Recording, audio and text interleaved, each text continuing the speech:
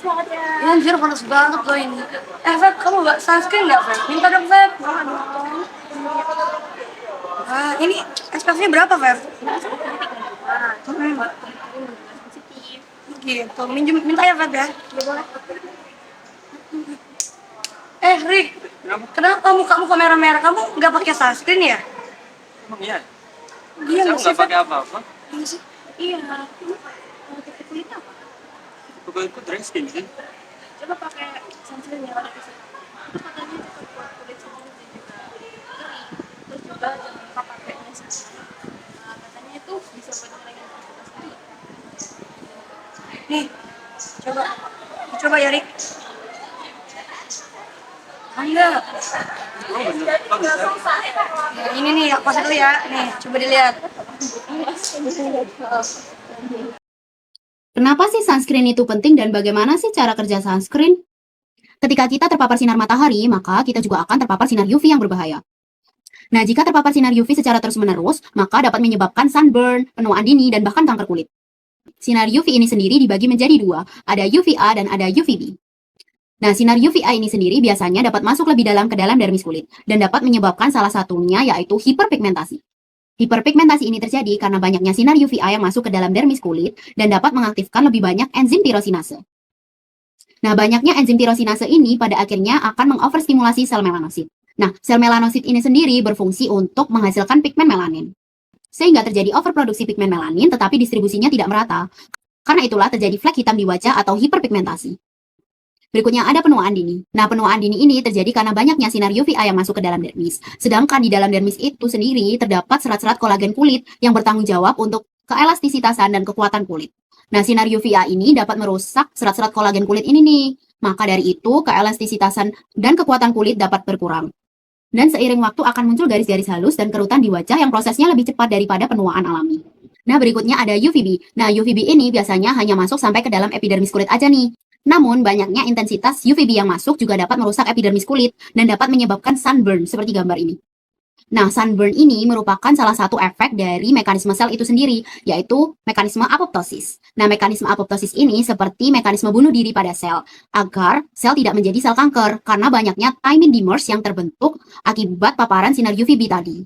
Nah, sunscreen bekerja sebagai lapisan pelindung tambahan untuk kulit yang dapat menyerap atau absorb dan memantulkan atau refleks sinar-sinar UV itu tadi. Berdasarkan cara kerjanya dibagi menjadi dua, ada chemical sunscreen dan physical sunscreen.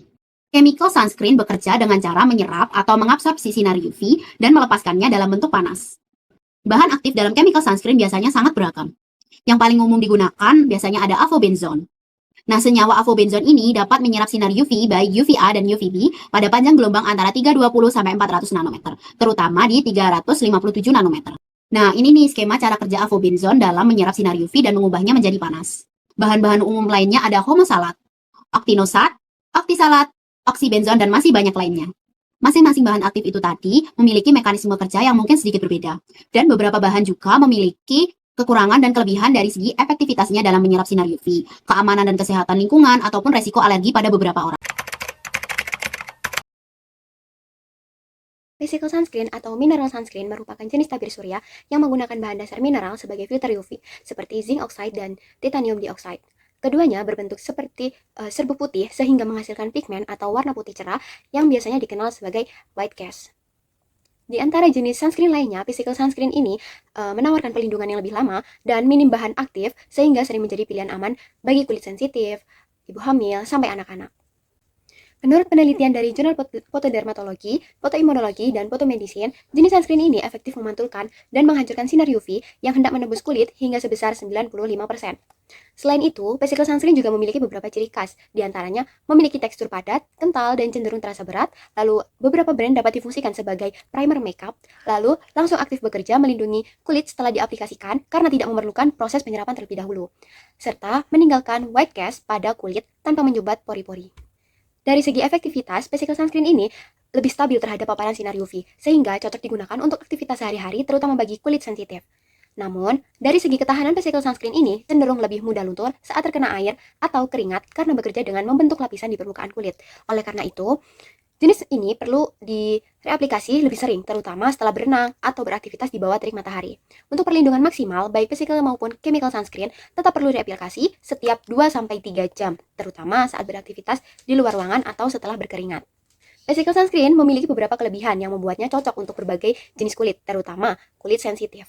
Seperti kandungan mineralnya yang minim resiko, iritasi, atau reaksi alergi, juga cara kerjanya yang membuat lapisan pelindung cukup dari atas kulit saja.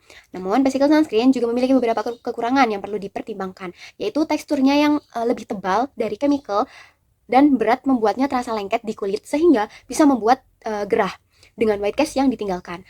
Dibutuhkan effort untuk meratakannya, serta pada kulit gelap, white cast terkesan memberi warna abu atau kusam.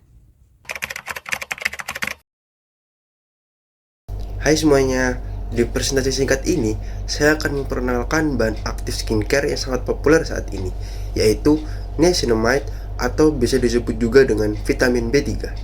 Niacinamide adalah turunan dari asam nikotinat dengan rumus kimia C6H6N2O. Secara struktur, ia memiliki cincin piridin dan gugus amida, serta bersifat larut air, sehingga mudah diserap oleh kulit dan banyak digunakan dalam serum, toner, dan sunscreen.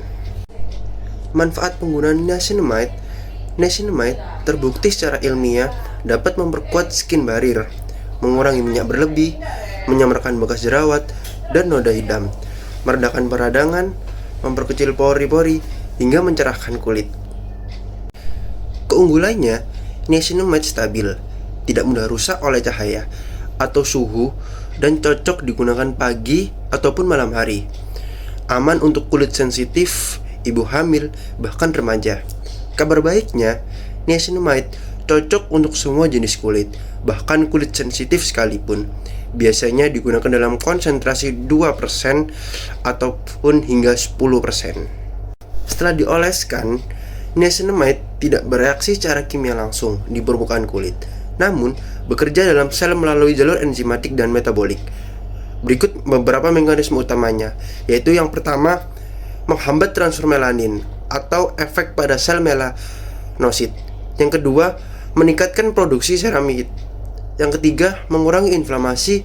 Yang keempat, mengandung antioksidan dan energi sel. Kesimpulannya, niacinamide adalah bahan multifungsi efektif dan aman untuk berbagai jenis kulit. Wajib banget jadi bagian dari rutinitas skincare kamu. Sampai jumpa.